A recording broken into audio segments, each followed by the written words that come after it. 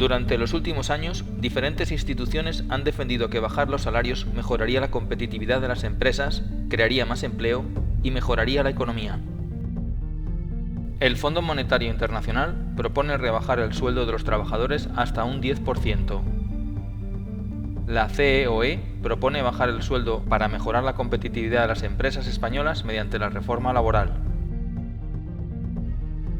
El Banco de España también propone rebajar el sueldo de los asalariados por debajo del salario mínimo.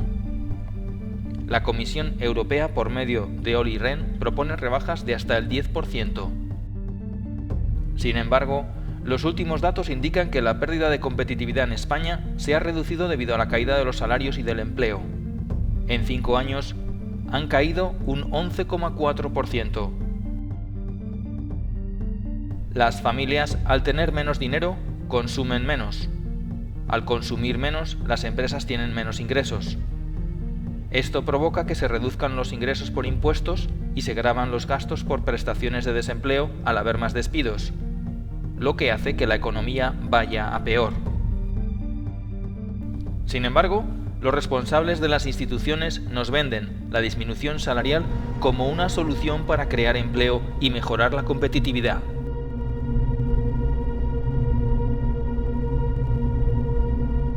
Conozcamos quiénes son los tecnócratas que proponen esta solución. Gerardo Díaz Ferrán, expresidente de la COE, fue uno de los grandes defensores de esta política. En septiembre de 2010 declaraba que para salir de la crisis había que trabajar más y cobrar menos. Su argumento era que el producto que genera una empresa debe ser competitivo y que si no lo es, el trabajador que quiera cobrar más acaba por no cobrar más que el paro. El 3 de diciembre del año 2012 fue detenido por delito de alzamiento de bienes y blanqueo de capitales, ingresando en la prisión de Soto del Real. Luis María Linde, gobernador del Banco de España, propone que se baje incluso el salario mínimo como medida para crear empleo. Durante los primeros 6 meses de su mandato, cobró 81.320 euros, 21 veces el salario mínimo. Una de las grandes defensoras de la disminución salarial es Christine Lagarde, directora del Fondo Monetario Internacional. Christine cobra un total de 383.000 euros libres de impuestos. Lagarde no solo no se ha bajado el sueldo, sino que se le ha subido un 11%. Olli Rehn, vicepresidente de la Comisión Europea, propone bajar los salarios un 10% en España. Olli cobra un salario cercano a los 20.000 euros mensuales. Todos los partidarios de la disminución salarial, curiosamente, nunca hablan de los salarios de los altos directivos ni de las indemnizaciones millonarias de muchos directivos de banca que han estafado o que tienen delitos pendientes. Veamos algunos ejemplos de directivos de banca que han recibido ayudas públicas y lo que cobran. Rodrigo Rato, 2.300.000 euros, 297 veces el salario mínimo. Francisco Verdú, consejero delegado de Bankia, 2.260.000 euros, 291 veces el salario mínimo. José Luis Olivas, responsable del agujero del Banco de Valencia, 1.600.000 euros, 206 veces el salario mínimo. José María Castellano, de Nova Galicia Banco, 899.290, 116 veces el salario mínimo. Enrique Goñi, de Banca Cívica, 900.000 euros, 116 veces el salario mínimo. Josep María Loza, director general Caixa Catalunya, cobró una indemnización de 10 millones de euros.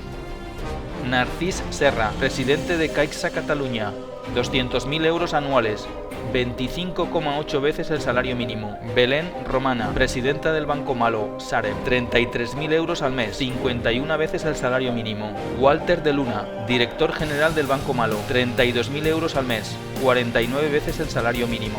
Podríamos pensar que estas medidas que tantos defienden, los políticos se las aplican a sí mismos, convencidos de las bondades del sistema y comprometidos con la recuperación económica. Pero no es así. El presidente del gobierno, Mariano Rajoy, pasó de cobrar 157.000 euros en 2007 a cobrar 200.000 euros en 2011. Ana Mato pasó de cobrar en 2009 103.712 euros a cobrar en 2011 122.225 euros. Gerardo Galeote pasó de los 86.000 euros en 2009 a los 151.000 euros en 2011.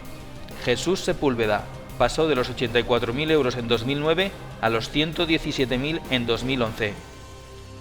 Las consecuencias de una bajada salarial serían llevar a millones de familias a la ruina económica, generando un sufrimiento humano sin precedentes y empeorando el consumo interno. No se puede entender que la Comisión Europea apoye esta iniciativa. A pesar de todas estas evidencias, Olli Rehn, vicepresidente de la Comisión Europea, insiste en que se bajen los salarios españoles un 10% ante la incredulidad de todos los grupos políticos e incluso de la COE. Las declaraciones de Olli Rehn pueden ser tomadas como directamente hostiles hacia el pueblo español. Por ello, sus representantes políticos deben de exigir depurar responsabilidades a la Comisión Europea. Bajar los salarios no mejora la economía.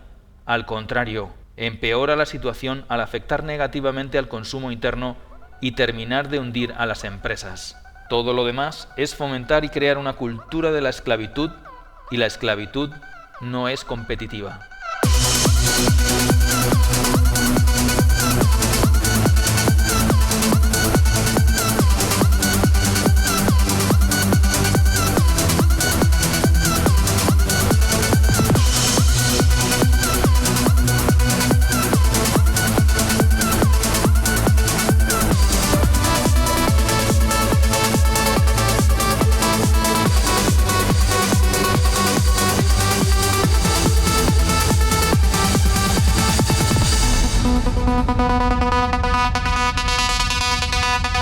Thank you.